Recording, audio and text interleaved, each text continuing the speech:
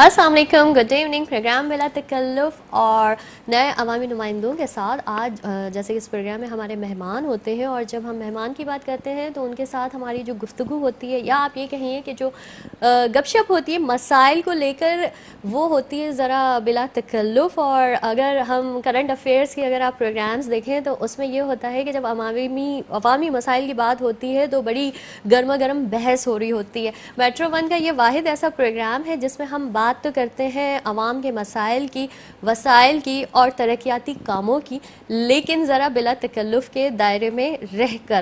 اور اس پروگرام میں آپ کو یاد ہوگا کہ لاسٹ ویک ہم نے جب پروگرام کیا تھا تو میں نے کوشش کی تھی کہ لوکل گورنمنٹ کا جو یہ پورا سیٹ اپ ہے یا جو پورا نظام ہے اس کو ہم ڈیٹیل میں معلوم جان سکیں. اور اس میں آپ نے دیکھا کہ سٹی ناظم ہوتے ہیں، سٹی ناظم کے بعد جو نمبر آتا ہے وہ نائب ناظم کا آتا ہے، اس کے بعد اوور آل ٹاؤن ناظم ہوتے ہیں. اور جیسے کہ ہمیں پتہ ہے کہ کراچی میں 18 ٹاؤن ہے تو 18 ٹاؤن ناظم ہوتے ہیں.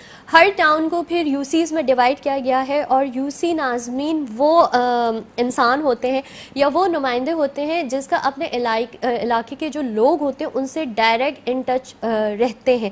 جب بھی کسی انسان کو یا کسی علاقے کے رہائشی کو کوئی تکلیف ہوتی ہے تو سب سے پہلے وہ جو اپروچ کرتا ہے وہ یو سی ناظم یا ناظمین جو بھی آتے ہیں ان کے حلقے میں ان کو کرتا ہے. پھر وہ یو سی جو ناظم ہوتا ہے وہ ٹاؤن ناظم تک ان کی شکایت لے کر جاتے ہیں، اور پھر جب دیکھا جاتا ہے کہ یہ شکایت ایک بڑے پیمانے پر اجتماعی شکایت بن گئی ہے تو پھر وہ جاتی ہے ان کے سٹی کونسل میں زیر بحث. تو اس طرح ہمیں لاسٹ ویک یہ معلوم ہوا تھا کہ سٹی ناظم جو ہوتے ہیں وہ ایڈمنسٹریشن کنٹرول کرتے ہیں، اور جو نائب ناظم ہوتے ہیں وہ لیجسلیشن کنٹرول کرتے ہیں. آج بھی ہمارے اس پروگرام میں 2 یو سی ناظمین موجود ہیں. سب سے پہلے جو تشریف فرما ہے وہ ہے محمد ارشد قریشی، ایڈوکیٹ، ناظم یو سی 5 ہیں بلدیہ ٹاؤن. اس کے علاوہ میرے یہ مہمان چیئرمین ٹیکنیکل ایجوکیشن کمیٹی بھی ہیں.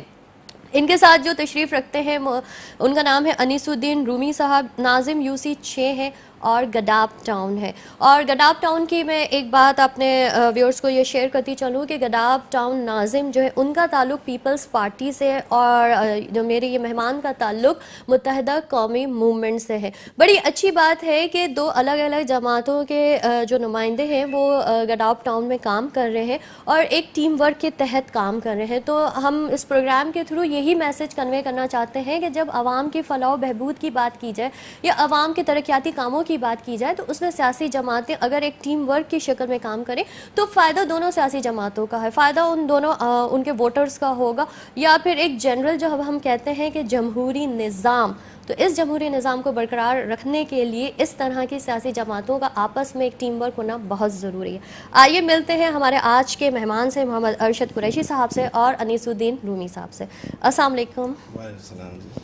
اچھا، سب سے پہلے تو میں جیسے جو بھی ہمارے یہاں پر مہمان آتے ہیں میں چاہتی ہوں کہ وہ ہمیں سب سے پہلے یہ بتائیں کہ ان کے علاقے میں کیا کیا ترقیاتی کام ہوئے ہیں اور ماضی میں ان کی کیا کنڈیشن تھی. دیکھیے، بڑا اچھا سوال کیا ہے آپ نے.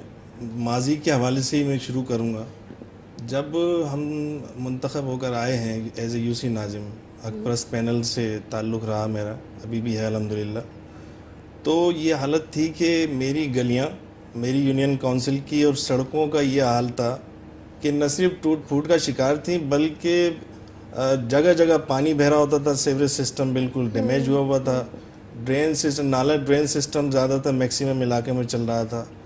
تو ایک بہت بڑا چیلنج تھا جو قائد طریق الطاف بھائی نے ہمیں دیا تھا.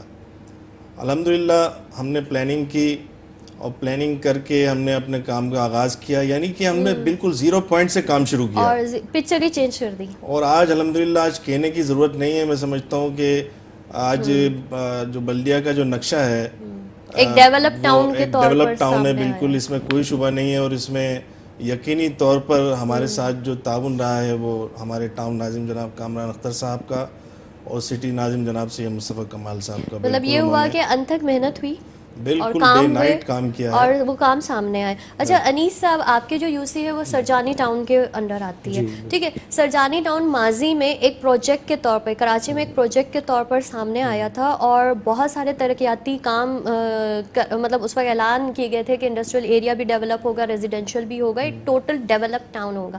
اچھا، اس کے علاوہ گورنر صاحب کی خاص پریڈی بھی اس میں شامل ہے، ٹھیک ہے. آپ کو آئی تھنک کہ سٹی ناظم کی طرف سے سے بھی مطلب سٹی ناظم نے اعلان کیا تھا, خاص دلچسپی لی تھی کہ آپ کو جو بھی سپورٹ چاہیے ہوگی وہ ہم آپ کو دیں گے, لیکن صرف 6 سیکٹر ایسے ہیں جن کو ہم ڈیولپ کہہ سکتے ہیں, باقی نیگلیکٹڈ کیوں رہے؟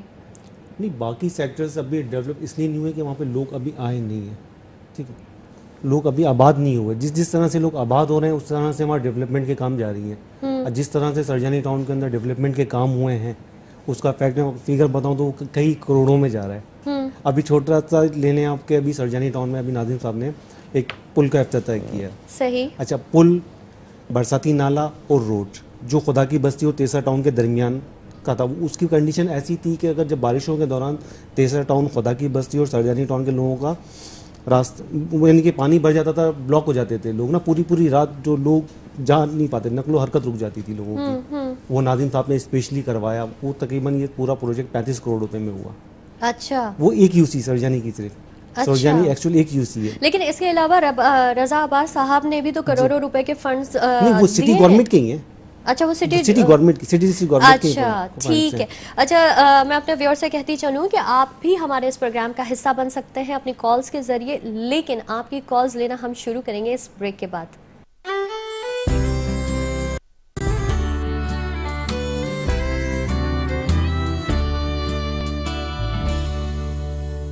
Shan presents Oriental Recipes. Choose